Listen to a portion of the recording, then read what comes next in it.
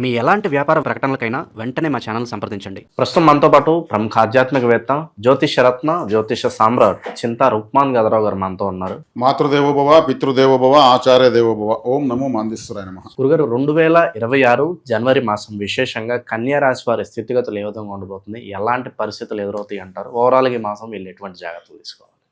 ఈ 2026 సంవత్సరం జనవరి మాసం కన్యా రాశి వాళ్లకు ఎలా ఉంటుందో చెప్పుకునేదాని ముందు, రవిగ్రహము కన్యా రాశిలో ఉండగా పుట్టిన వాళ్ళు జన్మజాతకంలో ఎలా ఉంటుందో మనం తెలుసుకునే ముందు తెలుసుకుందాము. ఈ రవిగ్రహం కన్యారాశిలో ఉండగా పుట్టిన వాళ్ళు పూర్తిగా బుధుడి లక్షణాలు అట్లే ఉంటాయి, బుధగ్రహం లక్షణాలు అట్లా యాజ్ చేసి ఉంటాయి. అద్భుతమైన వాక్చాతుర్యం ఉంటుంది. వీళ్ళతో మాట్లాడి గెలవడం చాలా కష్టమవుతుంది. అంటే చాలా విశేషమైనటువంటి వాక్చాతుర్యం వస్తుందని అర్థం అనమాట.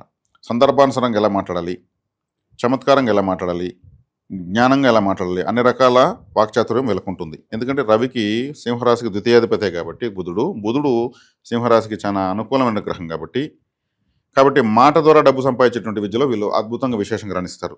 అవధానులు, జ్యోతిష్యులు, లాయర్సు, ప్రొఫెసర్సు ఇలా ఎక్కువగా మాట్లాడడం. అందుకే జ్యోతిష రంగంలో ఉన్న వాళ్ళకంతా కూడా నాకు తెలిసినంత వరకు రవి బుధులు ఒక అనుకూలంగా ఉంటారు.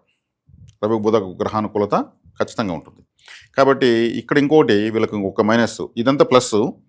మైనస్ ఏంటంటే వీళ్ళు స్త్రీల విషయంలో చాలా జాగ్రత్తగా ఉండాల్సినటువంటి మొట్టమొదటి రాశి. వీళ్ళకి సంబంధమే ఉండదు, ఎవరో టార్గెట్ చేస్తారు. ఇంకా ఒక విధంగా చెప్పాలంటే వీళ్ళతో స్త్రీ సౌఖ్యం కూడా తక్కువ అని చెప్పచ్చు.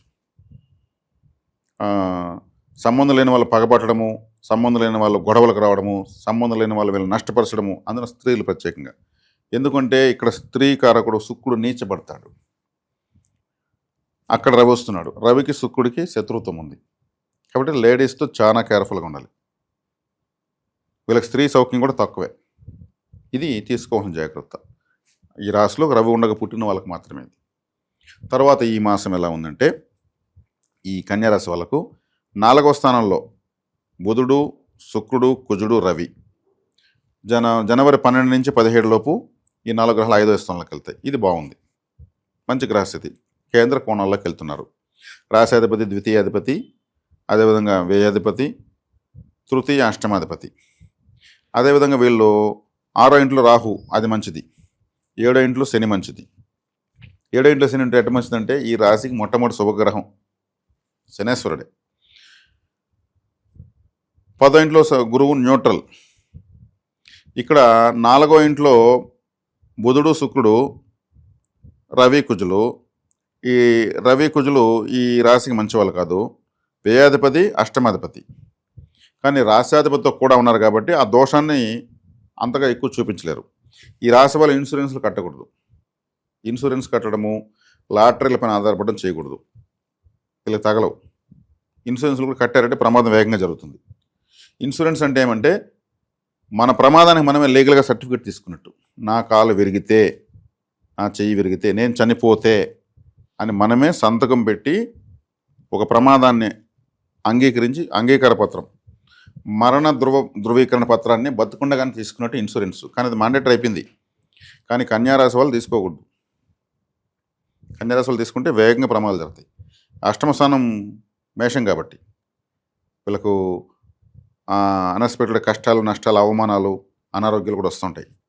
చాలా కేర్ఫుల్గా ఉంటే చర్మ సంబంధమైన అనారోగ్యాలు వస్తుంటాయి. కాబట్టి ఇప్పుడు వీళ్ళకు లైఫ్ టైం జాగ్రత్త మనం చెప్పడం జరిగింది. ఇప్పుడు చతుర్థ పంచమాలపైన ఈ గ్రహాలు పోతున్నాయి. నైసర్గికంగా మనకు 6వ స్థానంలో రాహు, 7వ స్థానంలో శని అనుకూలంగా ఉన్నారు. కాబట్టి గ్రహస్థితి 75 to 80% బాగున్నట్టే. గోచారంలో వీళ్ళకు మరి అంత ఊహించని నష్టాలు, కష్టాలు జరిగేదైతే ఏం లేదు, బాగానే ఉంది. ఇక భూమికి సంబంధించి ఏమైనా జాగ్రత్తలు తీసుకోవాలి గురుగారు? ఏమన్నా వీళ్ళు భూమికి సంబంధించి ఎలాగ జాగ్రత్తలు అండి? అంటే కొనాలి అనుకుంటారు, లేదంటే ఎవరైనా కబ్జా గురి చేసి ఉంటారు, ఏంటి నా పరిస్థితి అనే ఆలోచనలు వస్తూ ఉంటాయి. సో ఓవరాల్గా భూమికి సంబంధించేటువంటి జాగ్రత్త అట్లాంటి వేదన ఉంటే పరిష్కారం అవుతాయి. ఎందుకంటే కుజుడు, బుధుడు కలిసి శుక్రుడితో రవితో ఉన్నారు కాబట్టి, పంచమ స్థానంలో ఉన్నారు కాబట్టి, మకరం కూడా భూస్థానమే కాబట్టి అవి ఉంటే పరిష్కారాలు అవుతాయి, దారులు దొరుకుతాయి. ఇన్ని రోజులు తగ్గకుండా ఉంటే తెగతాయి.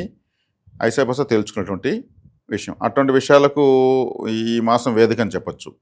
చూసుకొని పరిష్కరించుకోవచ్చు. కోర్టులో కూడా అనుకూలమైనటువంటి తీర్పులు వచ్చేందుకు కూడా బలం ఎక్కువగా ఉంది. ఆర్థిక పరిస్థితి ఏ విధంగా ఉంటుంది? ఏమన్నా ప్రాపర్టీస్ కొనుక్కోవచ్చు అంటారా ప్రస్తుతం? ప్రాపర్టీస్ కొనుక్కుంటారు. ఆర్థిక పరిస్థితి బాగుంది. శని లాంగ్ టర్మ్లో బాగున్నాడు, రాహు లాంగ్ టర్మ్లో బాగున్నాడు, గురువు కూడా తొందరలో జూన్ తర్వాత వీళ్ళకు ఈ సంవత్సరం లాభంలోకి వస్తున్నాడు. కాబట్టి గ్రహాలన్నీ కూడా ముందు వెనుక అందుకుంటున్నాయి కన్యారాశి వాళ్ళను.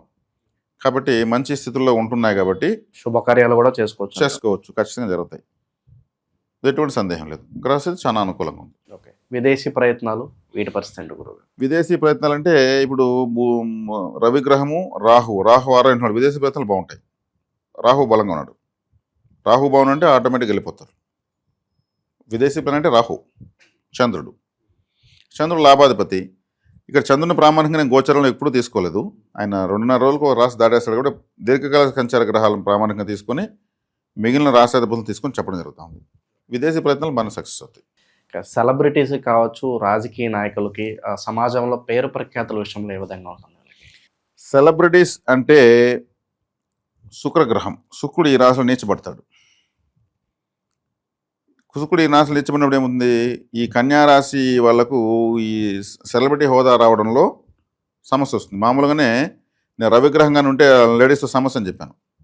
అటువంటి సెలబ్రిటీస్ ఎవరు ఉంటే ఏమవుతుంది, ఎక్కువగా ఈ కాంట్రవర్సీలు సినిమా ఇండస్ట్రీలో జరుగుతూ ఉంటాయి. ఆ హీరోయిన్తో ఎఫ్ఐఆర్లు, ఆ హీరో గురించి ఈ హీరోయిన్ ఇద్దరు కొట్టుకున్నారు, ఇట్లాంటివన్నీ వస్తుంటాయి. ఈ రవిగ్రహము కన్యలో ఉన్నప్పుడే ఈ లేడీస్ వాళ్ళ తగాదాలు ఇవన్నీ మనం స్టార్టింగ్లో చెప్పడం జరిగింది. అవన్నీ చూసుకొని పోవడం వల్ల పరువు ప్రశ్నలు పోతాయి. ఆకస్మిక కష్టాలు, నష్టాలు, అవమానాలు అని చెప్పాను ఇంతకుముందు ఒక పాయింట్. ఇట్లాంటివి అవమానాలు ఉన్నట్టు నుండి నవ్వుల పాలు కావడం సడన్గా, ఇవి చాలా కేర్ఫుల్గా ఉండాలి. కాబట్టి సెలబ్రిటీసు, శుక్రుడు అంటే సెలబ్రిటీ ప్లానెట్, కేర్ఫుల్గా ఉండాలి. ఇక చివరగా ఉద్యోగస్తులు, నిరుద్యోగులు వీళ్ళ పరిస్థితి ఏంటి గురువుగారు? ఉద్యోగస్తులు, నిరుద్యోగులు బాగుందండి. ఎందుకంటే రాహువు శని బాగున్నారని చెప్తున్నా. వీళ్ళు ఇస్తే స్టాండర్డ్గా ఇస్తారు, లైఫ్లో మర్చిపోలేని విధంగా ఇచ్చేస్తారు.